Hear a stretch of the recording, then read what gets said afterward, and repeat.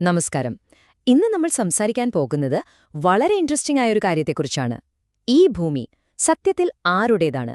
ആരാണിത് ഭരിക്കുന്നത്? ഈ ഒരു ദൈവശാസ്ത്രപരമായ വാദമാണ് നമ്മൾ ഇന്ന് പരിശോധിക്കാൻ പോകുന്നത്. ഓക്കെ, അപ്പൊ നമുക്ക് തുടങ്ങാം. ഈ ചർച്ചയ്ക്ക് ഒരു തുടക്കം കുറിക്കുന്ന, കുറച്ചൊന്ന് ചിന്തിപ്പിക്കുന്ന ഒരു വാചകം ഇതാണ്. നമ്മുടെ മുഴുവൻ ചർച്ചയുടെയും അടിസ്ഥാനം ഈ ഒരു പ്രസ്താവനയാണ്. ഈ ഒരു കാഴ്ചപ്പാട് ശരിക്കും മനസ്സിലാക്കണമെങ്കിൽ നമ്മൾ കുറച്ച് കാര്യങ്ങളിലൂടെ കടന്നു പോകണം. ആദ്യം എന്താണ് ഭൂമിയിലെ ദൈവരാജ്യം എന്ന ആശയം? പിന്നെ ഇതിന്റെ ഒരു ദൈവിക രൂപരേഖ എന്താണ്? ഇതിനെ ആളുകൾ എങ്ങനെയാണ് തള്ളിക്കളഞ്ഞത്? ആരാണിതിന്റെ യഥാർത്ഥ അവകാശികൾ? ഇന്നത്തെ കാലത്ത് നമ്മൾ ആരോടാണ് കൂറുപുലർത്തേണ്ടത്? അവസാനം നമുക്ക് മുന്നിലുള്ള തിരഞ്ഞെടുപ്പ് എന്താണ്?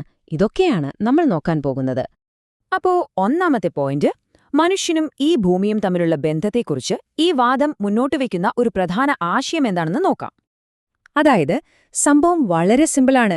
ദൈവം വെറുമൊരു സ്രഷ്ടാവ് മാത്രമല്ല, ഈ ഭൂമിയുടെ ആക്റ്റീവായ ഒരു ഉടമസ്ഥനും ഭരണാധികാരിയും കൂടിയാണ്. അതുകൊണ്ട് മതവും ഭരണവും രണ്ടല്ല, ഒന്നാണ് എന്നാണിവർ പറയുന്നത്. അപ്പോ അതിന്റെ അർത്ഥം എന്താണെന്ന് വെച്ചാല്, നമ്മളാരും ഈ ഭൂമിയുടെ ഉടമസ്ഥരല്ല. നമ്മളെല്ലാം വെറും വാടകക്കാർ മാത്രം. ദൈവം എന്ന ഭൂവുടമയുടെ വസ്തുവിൽ താമസിക്കുന്ന സാധാരണ വാടകക്കാർ. ശരി, അപ്പോ ഈ ആശയം വെറുതെ പറയുകയല്ല. ഇതിന് ചരിത്രത്തിൽ നിന്നും വേദഗ്രന്ഥങ്ങളിൽ നിന്നും ചില ഉദാഹരണങ്ങളും അവർ ചൂണ്ടിക്കാണിക്കുന്നുണ്ട്. നമുക്കതൊന്ന് നോക്കാം. നോക്കൂ, തുടക്കം മുതലേ ഒരു പാറ്റേൺ കാണാമെന്നാണ് പറയുന്നത്. ആദ്യം ആദാമിനെ തോട്ടത്തിന്റെ ഭരണാധികാരിയാക്കി. പിന്നെ പ്രളയത്തിനുശേഷം നോഹയ്ക്ക് ഭൂമി നൽകി. എന്തിനാ? കാരണം മറ്റുള്ളവരൊന്നും ദൈവം നിയമിച്ച ഭരണാധികാരികളായിരുന്നില്ല. അതുപോലെ നിമ്രോദ് എന്ന രാജാവ് സ്വയം ഭരണം ഏറ്റെടുത്തപ്പോൾ ദൈവം തിരഞ്ഞെടുത്തത് അബ്രഹാമിനെയാണ്.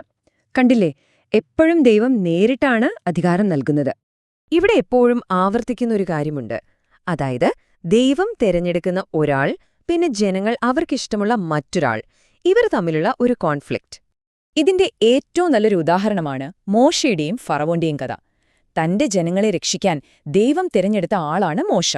മറുവശത്താര ഫറവോൺ, സ്വയം രാജാവായി പ്രഖ്യാപിച്ച ഒരു ഏകാധിപതി. കണ്ടില്ലേ, ദൈവിക തെരഞ്ഞെടുപ്പും മനുഷ്യന്റെ തെരഞ്ഞെടുപ്പും തമ്മിലുള്ള വ്യത്യാസം. ഇതേ ആശയം ഒന്നുകൂടി ഉറപ്പിക്കുന്ന മറ്റൊരു സംഭവമുണ്ട്.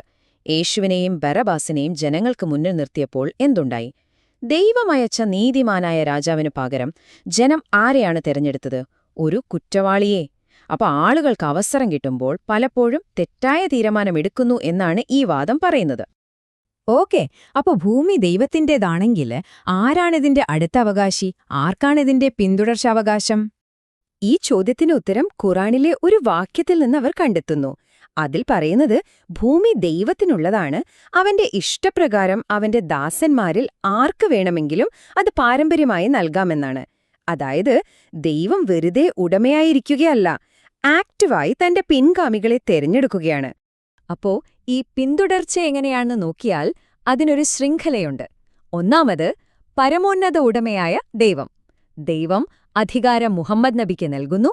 അതിനുശേഷം അത് ഇമാമുകളിലേക്ക് കൈമാറ്റം ചെയ്യപ്പെടുന്നു. അങ്ങനെ ഈ കാലഘട്ടത്തിലെ നിലവിലെ ഇമാമായ മഹ്ദി വരെ ആ ശൃംഖല തുടരുന്നു എന്നാണ് ഈ കാഴ്ചപ്പാട്. ശരി, അപ്പോ ഈ ഒരു ആശയം വെച്ച് ഇന്നത്തെ ലോകത്തെ നോക്കിയാൽ എങ്ങനെയിരിക്കും? ഇന്നത്തെ ഭരണാധികാരികളെയും രാഷ്ട്രീയ വ്യവസ്ഥകളെയും കുറിച്ചുള്ള ഒരു വിമർശനമാണ് അടുത്തതായി വരുന്നത്. ഇവിടെയാണ് കാര്യങ്ങൾ കുറച്ചുകൂടി ഗൗരവമാകുന്നത്. ഈ വാദമനുസരിച്ച് ഇന്ന് നമ്മൾ കാണുന്ന ഒരു ഭരണാധികാരിക്കും, അത് പ്രസിഡന്റ് ആയാലും ശരി, രാജാവായാലും ശരി, യഥാർത്ഥത്തിൽ അധികാരമില്ല. കാരണം അവരെ ഒന്നും ദൈവം നിയമിച്ചതല്ല. അതുകൊണ്ട് അവരോട് കൂറുകാണിക്കുന്നത് പിശാചിനോട് കൂറുകാണിക്കുന്നതിന് തുല്യമാണത്രേ. ജനാധിപത്യം പോലും ഒരു പരാജയപ്പെട്ട സിസ്റ്റമാണെന്നാ പറയുന്നത്. കാരണം ഭൂരിപക്ഷം ആളുകൾക്കും ശരിയായ തിരഞ്ഞെടുപ്പ് നടത്താനറിയില്ല.